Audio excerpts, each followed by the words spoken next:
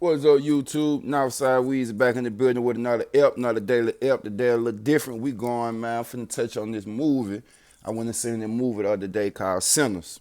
Most of y'all probably have seen it, but if you ain't, you need to go check it out. Wild little movie, crazy little movie. So I'm just finna jump in and about what I get from it on the surface level and what I get from it like on the parable level type time. So we're gonna start with the surface level. Basically, if you ain't seen the movie, then I'm finna spoil it for you. If you have, then that's good because this conversation. So boom, the movie about Michael B. Jordan, he playing two twins. Well, that ain't even they not even a star for real.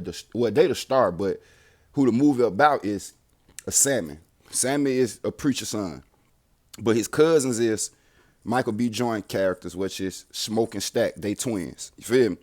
Smoke and Stack been running through Mississippi doing their thing, but they dipped and went to World War One, fought in World War One, left there, went to Chicago and did something with Al Capone, was running with him, ended up stealing all they liquor and beer from the Italians and the Irish. It made them think that they robbed each other while they the ones who did it and came back to Mississippi. Sammy plays the guitar. His dad, a preacher, his daddy don't want him to play guitar. His daddy say a cold line at the beginning of the movie that really sets the whole movie up. He say, if you dance with the devil long enough, he'll follow you home. You feel me? That was just a little whoop, you feel me, in the beginning of the movie. Because the beginning of the movie starts on a Sunday morning, but then it flashed back to Saturday. So that Saturday, he tells him, man, if you dance with the devil long enough, he'll follow you home. So Samuel, whoop, whoop, whoop. His cousins end up coming to pick him up. When his cousins come pick him up, which is Michael B. Jordan, they go and let him know, all right, we got this juke joint, we finna do this tonight, but we'll little throw it off because the white man we bought the building from took too long, so we gotta split up. So Stack and Sammy, y'all go and take care of getting the music and just pulling everybody in. Smoke gonna go take care of getting the sign made, and getting his ex-wife or baby mama to make the food and all that. So boom, they separate ways. Smoke and Stack really they are different, but they the same. But Stack got a little more oomph about him and Smoke more of a thinker. So when they go and do they want to, they go Stack go to the train station and pick up the old man, Delta Slim. Delta Slim is played by the nigga who played in Clockers and Malcolm X and all that. He played by him. They also go and get Big Buddy who played in 8 Mile. They go get him for security at the door. But during this, Stack and Sammy run into two women that's going to alter the whole night. Sammy run into a married woman who's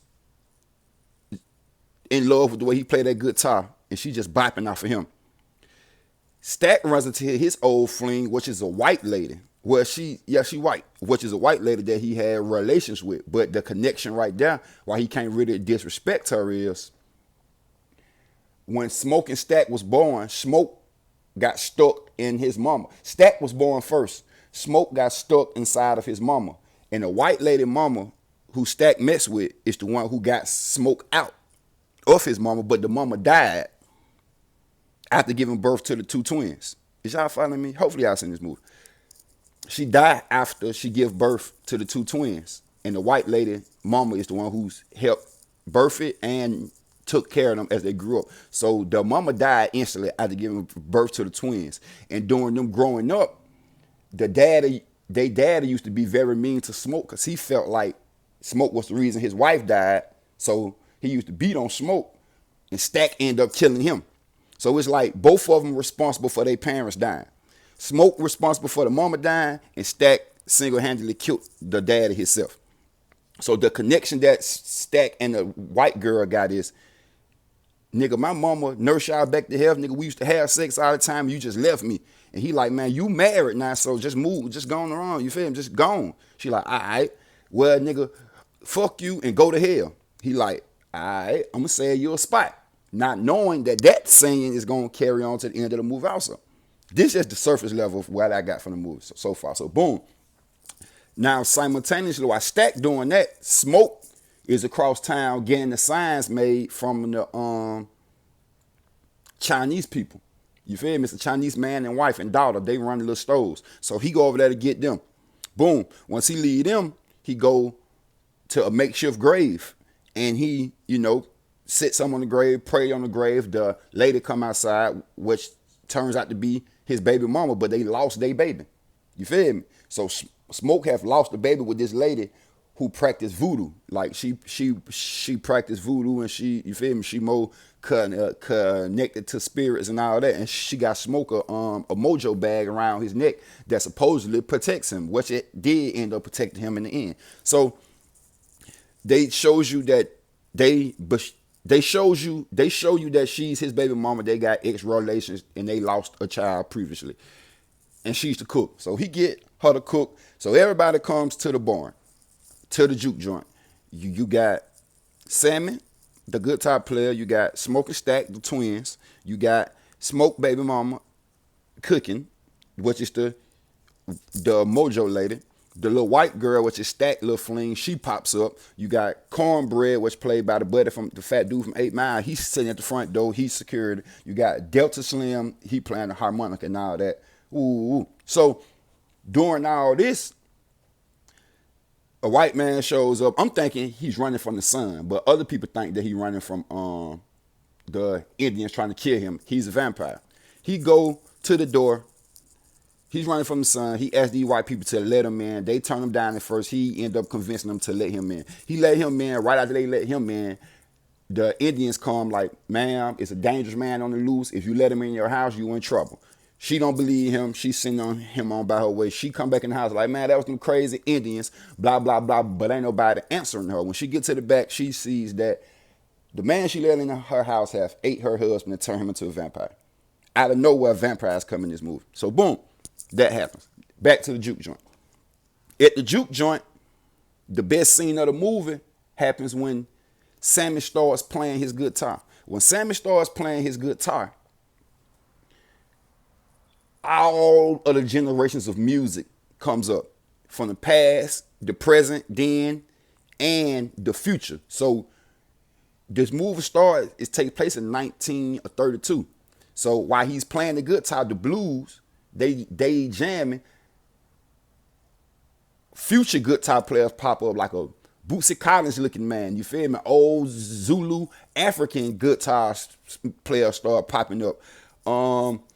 Girls doing Indian and African heritage dances is popping up.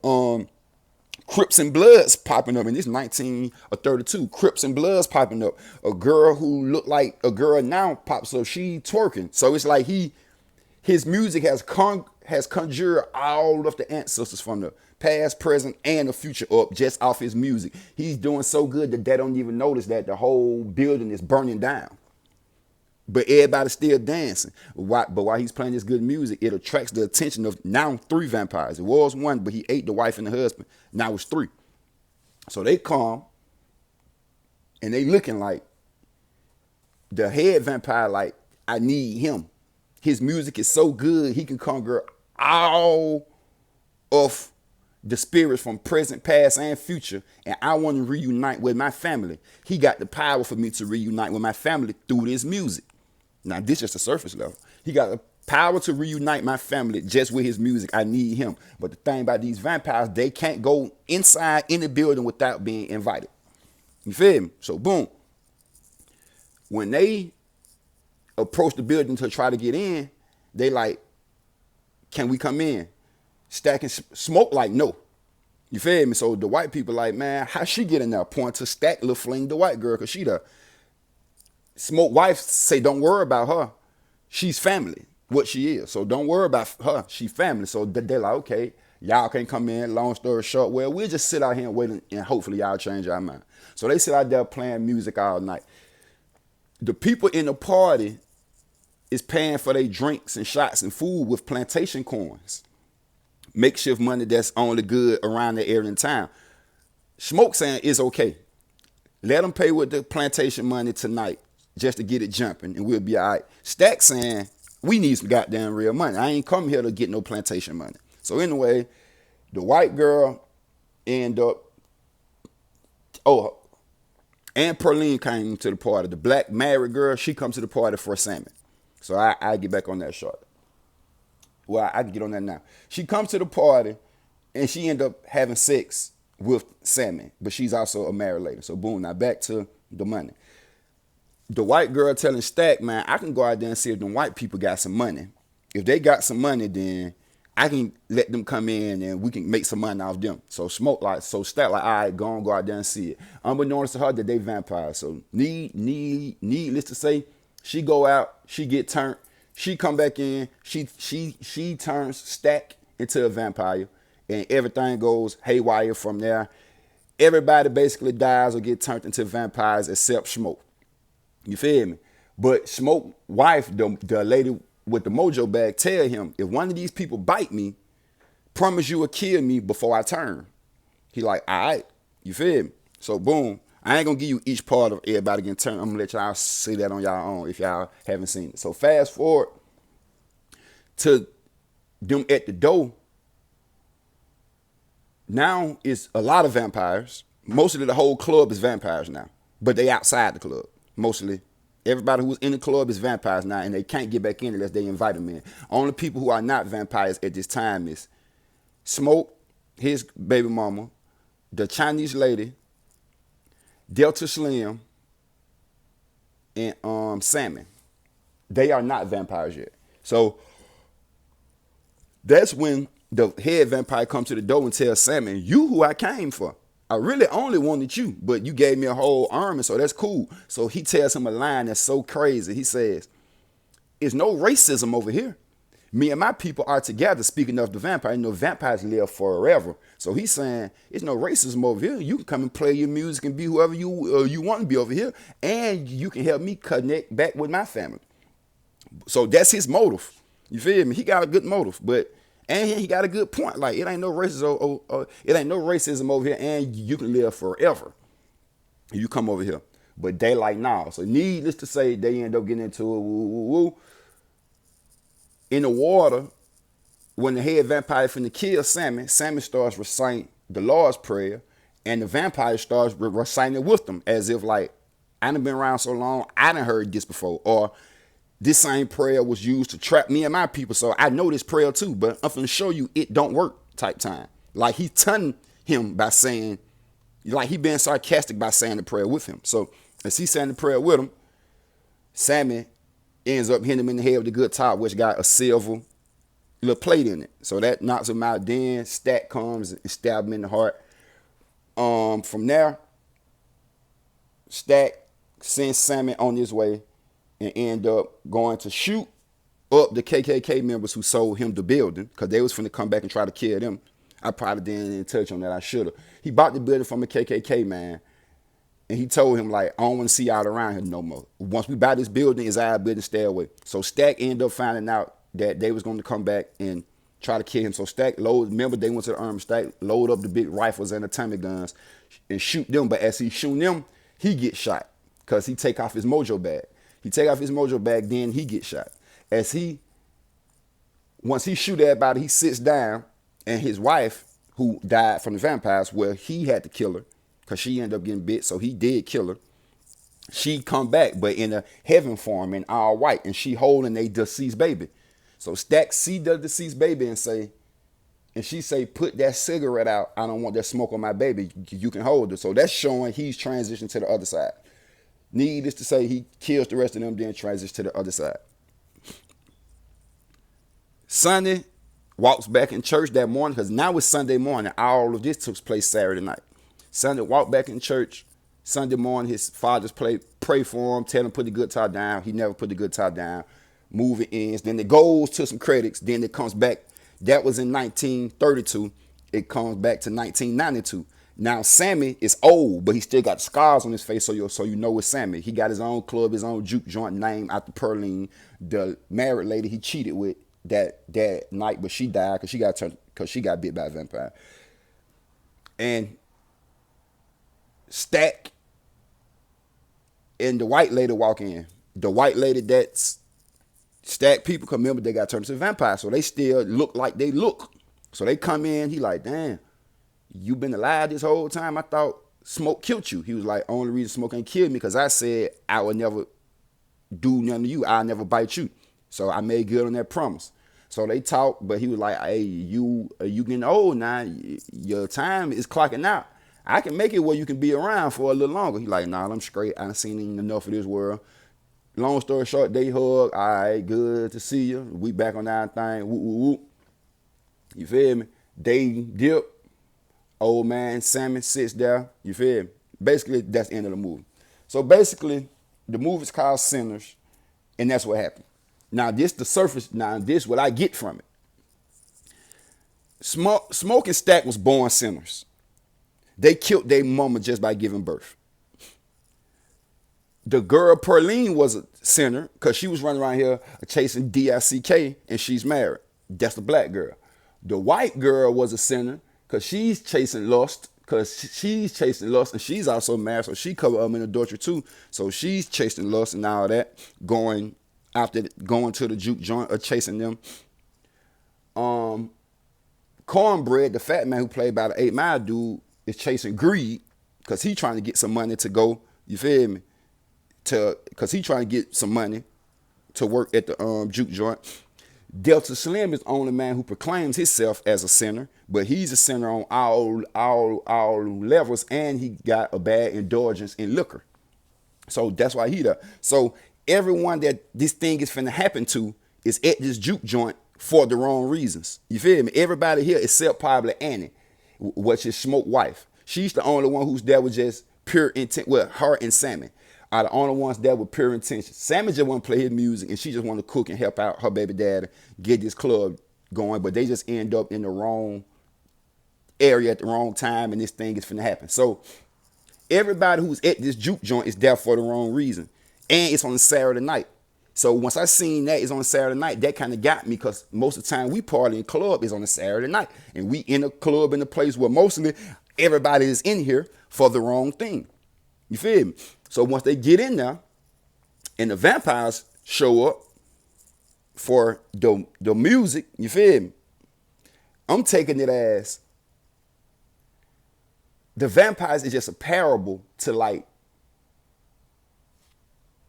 the man. Like, man, if you sign to this record label, it ain't no racism over here. Even though you black and you from Mississippi and you play the blues, it's great music. We love the blues. We just don't like who make it. But if you come over here, we gonna, and they said that in the movie, that white people like the blues, they just don't like who make it. If you come over here, we'll make you one of us.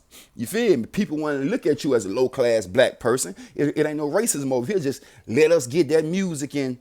You feel me? So we can, cause I see what this music is doing. It got the power to do stuff that's unreal to most people. So you come over here with us, it ain't no racism. Boom, boom, boom. So I'm looking at it like that's a parable. I'm looking at it like Smoke and Stack to Sammy was like the devil on one shoulder and the angel on one shoulder, because Stack, the one who told Sammy he need to have oral sex with a lady and find find the button and suck on the button, and he just giving him all of the negative of enjoyment and pleasure and lust and all that. Smoke telling him like, bruh, cause it's great you played here tonight, you did your thing, but this your last night, man. You ain't playing the blues no more. You gonna go to church with your dad and use your gifts for the church.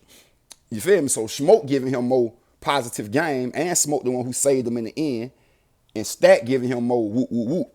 And like I said in the beginning, when the white lady told Stack, go to hell, and Stack was like, I save your place, that's ironic because in the end, they the only two left. But they vampires, so they can't die. And they still look the same as they did in 1932. So when they pop up in the club on Sammy looking like Biggie and Faith, they still look young. And remember, she told him he'll save her spot in hell. So they are stuck in eternal hell together, but on earth. You feel me, man? He was like, man, that was the best night of my life, because that's the last time I seen my brother. And that's the last time I seen the son. You feel me? So Stack was like the evil one. That's why his faith was what it was. It's eternal life, but at what cost? Smoke life went like he got reunited with his family and his baby dad he lost. You feel me? So that's why Smoke woo blue and Stack woo red in the movie, which end up being their faith. Smoke end up going to heaven, Stack end up dying. You feel me? I mean, Stack end up being eternal goddamn in hell, him and Mary. Because both of them had their own little evil ways type time. You feel me? So my parable from the movie is, you got the devil on one shoulder, angel on one shoulder. You getting the signs from your high power saying you dance with the devil long enough. You feel me? He gonna follow you home, which he did end up doing. But the only thing that saves Sammy is he was pure. Sammy hasn't done nothing up until that point of time where he deserves. You feel me? So I feel like that's the parable of this movie. Like in life, you're gonna go through certain things or be certain places, and it's gonna skip you just because you pure. You don't even know the kind of danger you in or the kind of mistake you may be making, but it's gonna show. But it's gonna, you feel me? It's gonna almost take you out, but it's gonna, you feel me? And that's gonna give you a sense of, okay, now I gotta pay attention to what the hell I'm doing and what the hell I got going on, because I see things can go left. Like I think the vampire part of it is just a parable. Like take this how you want to take it, remix this how you want to remix this, but just look at it for this. You feel me? Like all your people, like I'm turning all your people. You feel me? So that can be meant in a kind of way. You feel me? Like I'm turning all your people. So that can mean I'm turning them into vampires. I'm turning them into supporters. I'm turning them into a part of this court. I'm turning them into superstars. Whatever I'm doing, but it look powerful. So come over here. You feel me? Come and sell your soul to me, and I'm gonna give you everything you want. You feel me? You're gonna get all the money, all the women. You're gonna play your blues. You're gonna be famous. I'm gonna give you everything you want, but it's still a cost to that. And that's like it is today. You feel me? And the main thing I got from that is drill music. That music made them folks do some crazy stuff, man. And it made a vampire, which is technically like a devil, pop up and mess up everything, change everybody. So your music changed everybody into a devil, a vampire. So I'm getting that drill music too from that. Like, dang, if they trying to say that these record labels grab these young men and make them make this music and make everybody outside who's contact this music, turn into vampires, turn into devils and feed off their own, because that's what happened. Everybody turned into something and fed off their own. And it all started with the music. If you would never played the music, the vampires would have never even came over there. You feel me? So this music is making these young black males jump out here and feed off each other, kill each other, and turn on each other and cross each other just off the music. So that's the main parable I got from it. Like that drill music, that music that's out now, these younger cats is making, is turning, you feel me? Tight time, you feel me? That's what I'm getting out of it. That's the main parable I got off of it. So when you watch this movie, if you haven't seen it, please go watch. It's so much, and I know I don't really have time to talk that long about it because there's so many complex spots, and I missed a lot of spots just because I'm going out the dome with it. I missed a lot of spots, but please go see that movie if you have. And if you have, comment below and let me know if you feel what I'm saying, or comment your theories on it, because this is the type of movie that you can watch from a surface level or you can really watch. It's only 3 movies that ever made me think like this and watch a movie like this, and that's this one, They Clone Tyrone, and Get Out. Them 3 movies I had to go watch multiple times just to catch what I didn't catch and just catch the gist of the main message of this movie. You feel me? So this is a great movie, man. If it ain't really a vampire movie, it's like 4 kind of movies in one. It's like a vampire movie mixed with a black folks movie, mixed with like a Color Purple type of movie, mixed with a history type of movie. So if you ain't seen this movie, go check this movie out and comment below what you think about the movie. Comment below what I said making the damn sense. And just come on, let's have a conversation about the movie. I felt like this needed to be talked about. So I appreciate your likes.